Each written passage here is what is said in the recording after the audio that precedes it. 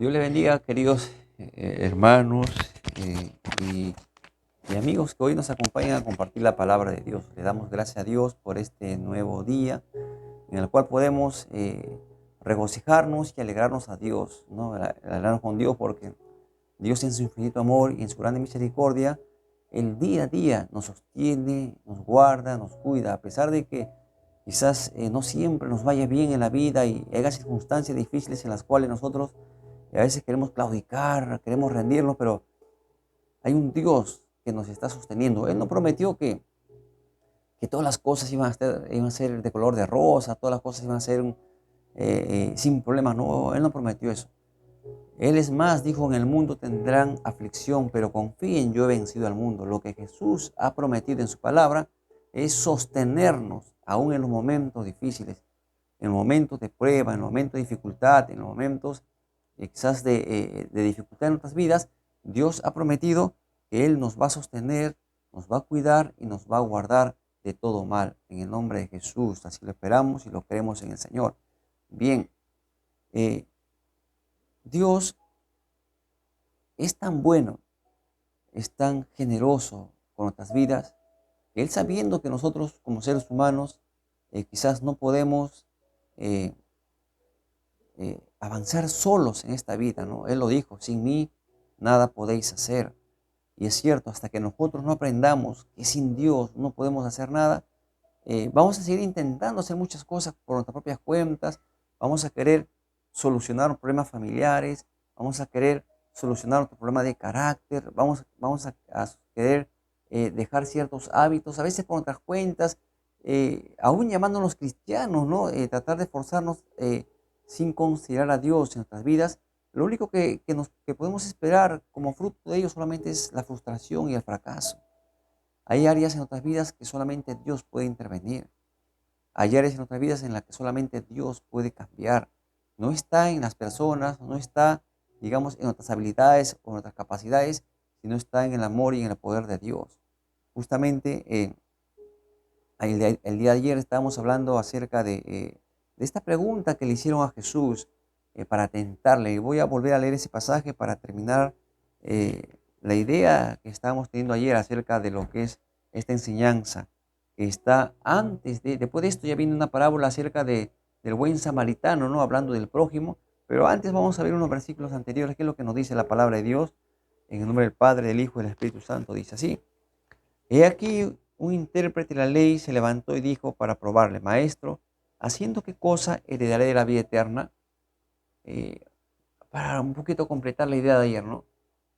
Pocas personas, y me estoy refiriendo ahora a los hijos de Dios, a los cristianos, no me estoy refiriendo a la gente que no conoce a Dios, porque la gente que no conoce a Dios eh, no está interesados en su propia salvación, porque si lo estuvieran, quizás ellos indagarían, preguntarían, orarían, buscarían a Dios de alguna manera, pero eh, el diablo, dice la Biblia, ha encegado el entendimiento de este mundo para que no le resplandezca la luz del Evangelio.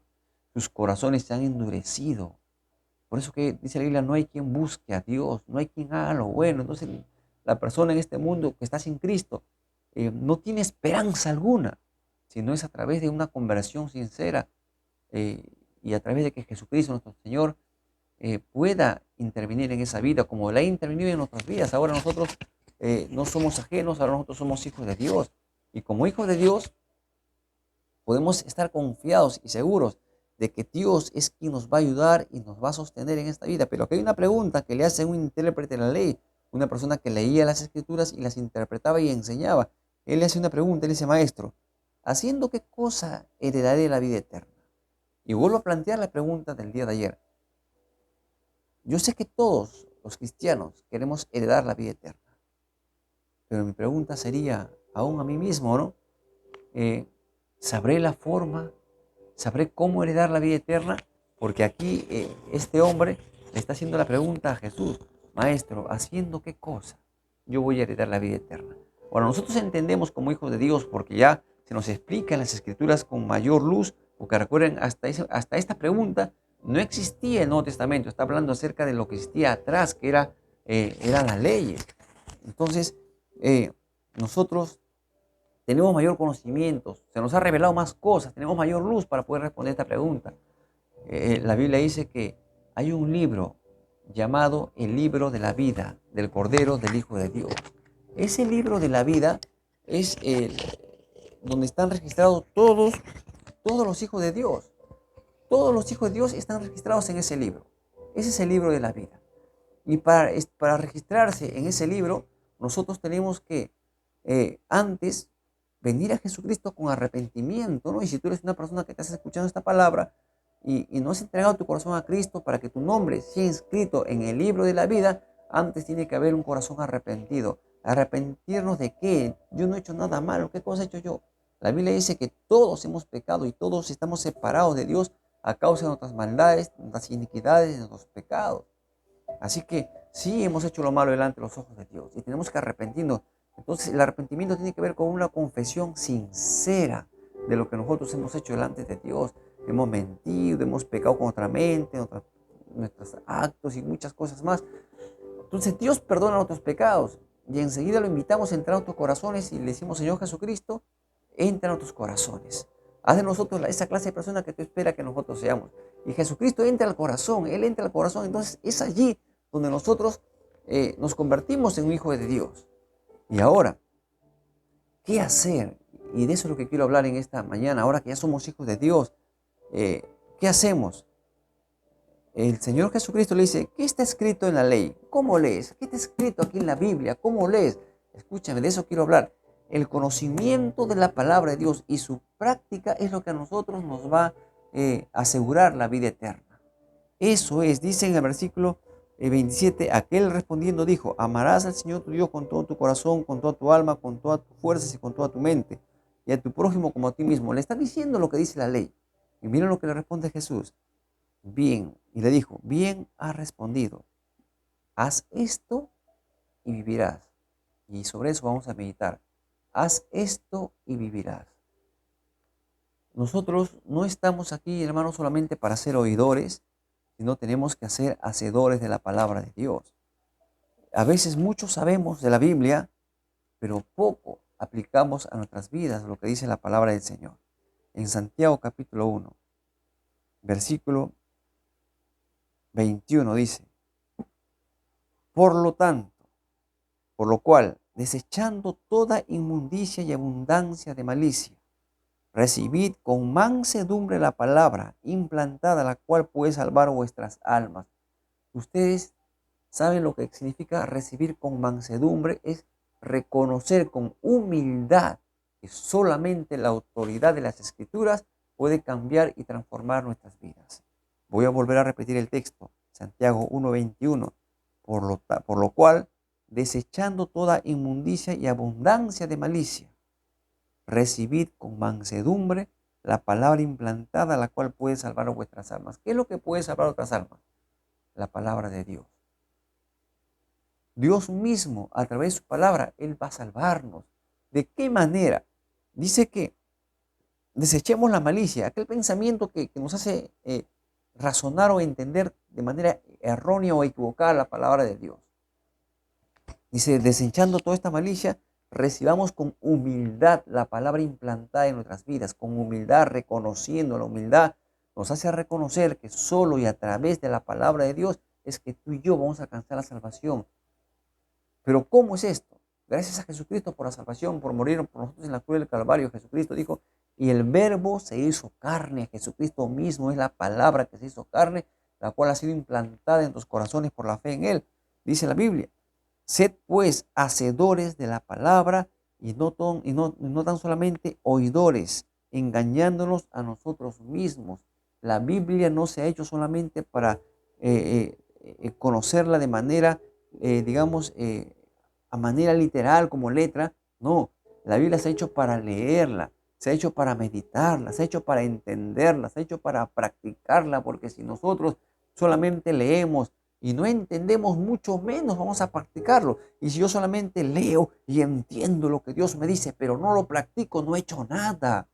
La intención de que yo lea y entienda la palabra de Dios es que esta palabra cambie mi corazón y yo la lleve a la práctica, porque dice el versículo 23, porque si alguno es oidor de la palabra, pero no hacedor de ella, este es semejante al hombre que considera su rostro en un espejo natural, porque en él se considera a sí mismo y se va y luego olvida cómo era.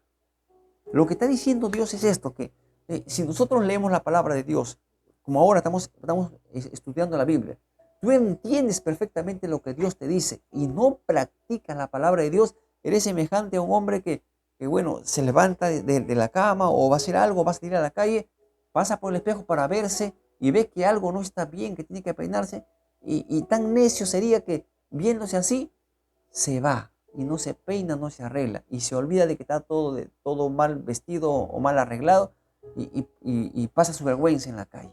Así es toda aquella persona que lee la Biblia y no la practica. La Biblia te dice que algo no está andando bien en tu vida, algo no está andando correctamente en tu vida, algo tienes que tú arreglar. La Biblia te dice qué cosa es.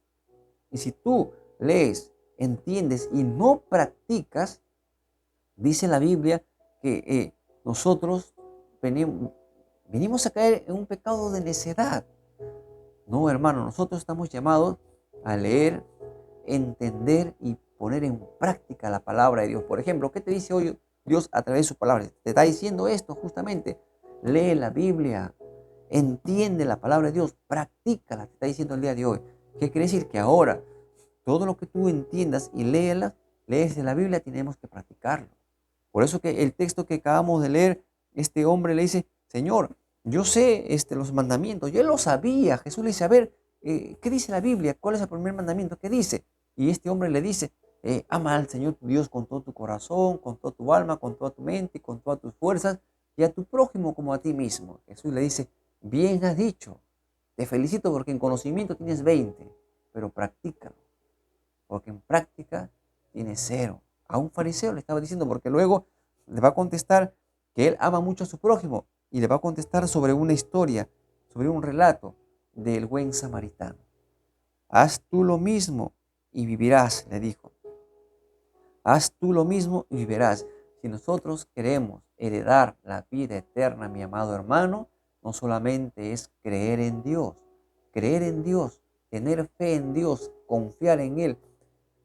Tener fe en Dios dice que justo por la fe se va a salvar. La fe es creer, la fe es obedecer, la fe es confiar. Recuerda que el padre de la fe es Abraham, dice la Biblia, porque él fue un hombre ejemplar de fe.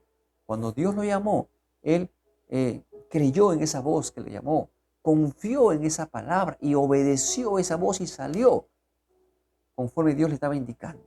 Y esa es la fe que Dios quiere que pongas en práctica. Dice la Biblia, no solamente es asunto de leer y conocer. Ese leer y conocer es hermoso, hermano. Es precioso leer la Biblia y conocer las Escrituras, es precioso. Pero acompañado con practicar lo que dice la Biblia, asegurará nuestra eternidad con Jesucristo. Haz esto y vivirás. Haz esto y vivirás. Practiquemos lo que dice la Biblia. Y no solamente seamos conocedores, sino seamos personas que lean, personas que conocen y personas que practiquen las Sagradas Escrituras. Amén. Te dejo este desafío.